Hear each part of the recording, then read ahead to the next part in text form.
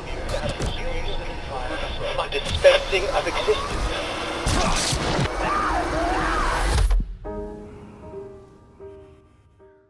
The Outlast Trials, a first-person cooperative survival horror simulator, and a long-awaited entry into the Outlast franchise started in 2013.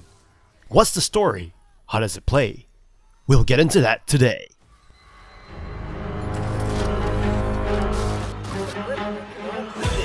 An assault upon identity.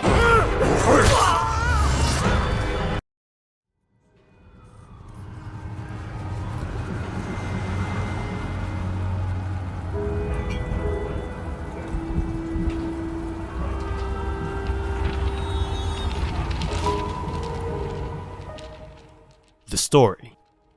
Set during the Cold War, Murkoff Corporation is recruiting volunteers to join a project, apparently to make people better. They're specifically looking for those who are alone, poor, and confused in life. It is not known if you actually volunteered, not knowing exactly what you're walking into, or if you were kidnapped by Murkoff Corporation to be experimented on. What we do know is that you ended up restrained in a chair, as you were wheeled in to be inspected by a doctor. Along the way, you hear and see some inhumane atrocities committed by the medical team. Bodies seemingly drilled into, and heads being violently pulled, and a pair of goggles ripped out of the dead body and thrown onto the floor next to it. Blood surrounds you as you try to get out of your restraint. A video plays of the good doctor, trying to comfort you, only for another personnel to inject a brown liquid into your eyes. Then, another medical personnel comes over, getting you to involuntarily agree to forego your possessions to the medical team by nodding your head for you, before the bloody pair of goggles that was thrown on the floor before is screwed into your head, causing blood to coat your eyes. Next thing you know, you wake up in a seemingly abandoned building. Walking around, you enter a dilapidated mansion. Dead bodies strewn all over the floor like rag dolls. What horror lies in wait for you in this nightmare? What is the purpose of these experiments? And if you survive, will they even let you go, knowing of the horrors that the Murkoff Corporation has committed? Or is all this even real? For that type. Well, I ain't never been that picky.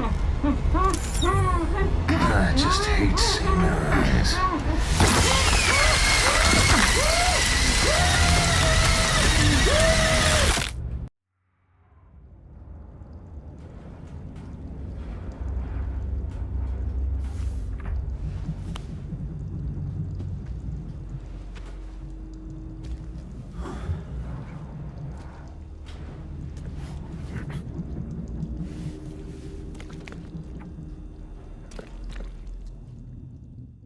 Presentation. The Outlast Trials is dark, creepy, and bloody.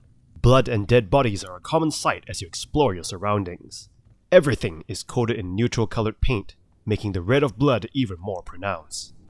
Being an Outlast game, you can expect a ton of gory torture scenes and creepy surroundings. The atmosphere in this game gives you a huge sense of unease.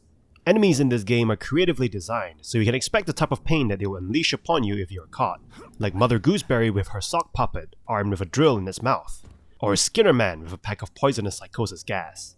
Then you have the other participants in this experiment who look just like you, but now armed with weapons and wrapped in blood and things that they can find in the environment to defend themselves, or to find other people to murder.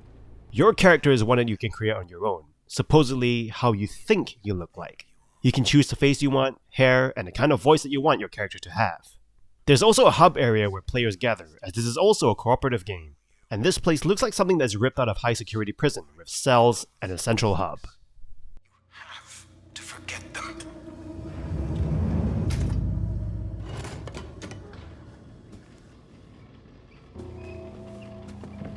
This way to the den, where you learned to be good. The gameplay. If you've played Outlast 1 and 2, then the systems in this game will feel very familiar.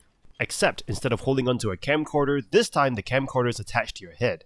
As per the last two games, you can switch to night vision, but it doesn't seem like it can zoom in nor out.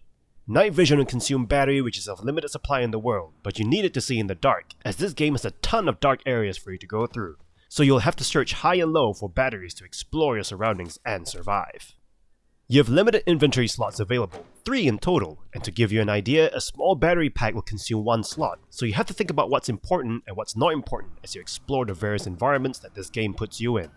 You are given objectives and a general waypoint as to where to go, How you get there will depend on what unlocked paths are available to you, making each waypoint semi-open.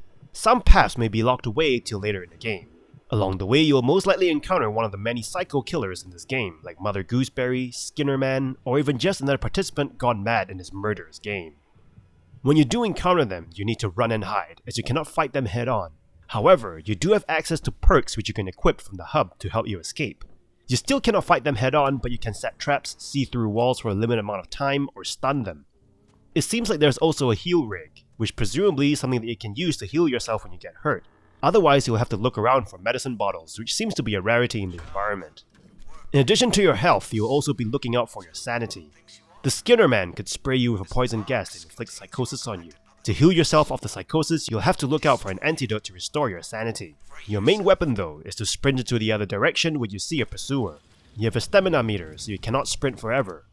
To avoid being captured when being pursued, you can lock doors to slow them down, hide under beds or closets, hoping they don't see you, or even hide in the dark and be extremely quiet as the pursuer looks for you. Some of your objectives will require you to carry heavy objects, and this will slow you down to a slow walk. During these sections, it can be quite stressful as you pray that you do not encounter a pursuer, as you cannot run nor sprint. But you probably will, and these sections are heart-pounding, as you quickly drop whatever object you were carrying and run. There's also plenty of jump scares in this game, as per previous Outlast games, so you're in for a scare. Unlike the previous two games though, this game features multiplayer, so you can survive the Outlast trials together with your friends. In between missions, you can hang around a hub area where you can meet other players, customize your character with special loot and gear. You can even customize yourself the latest loot that you found during the trials, or even arm wrestle with other players in the hub. You can also apparently meet returning characters. Exactly who these are is still to be revealed.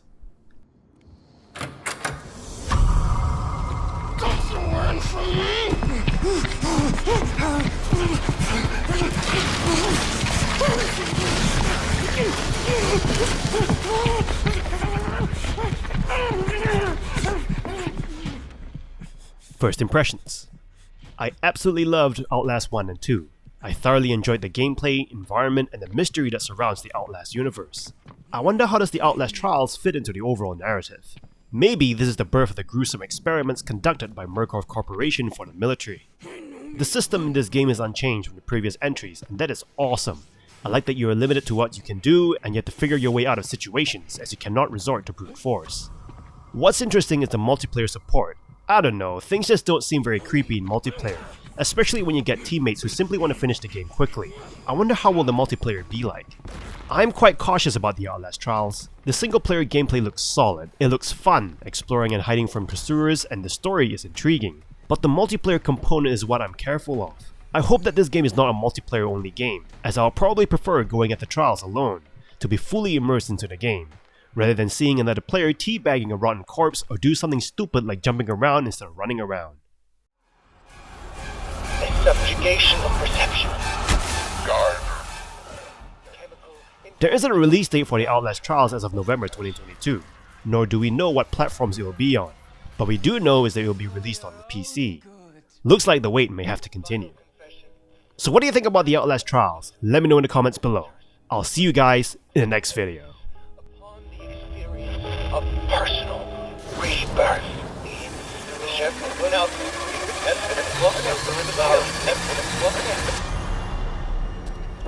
Political criminals are subjected to a literally fatal dispensing of existence by the promise of execution.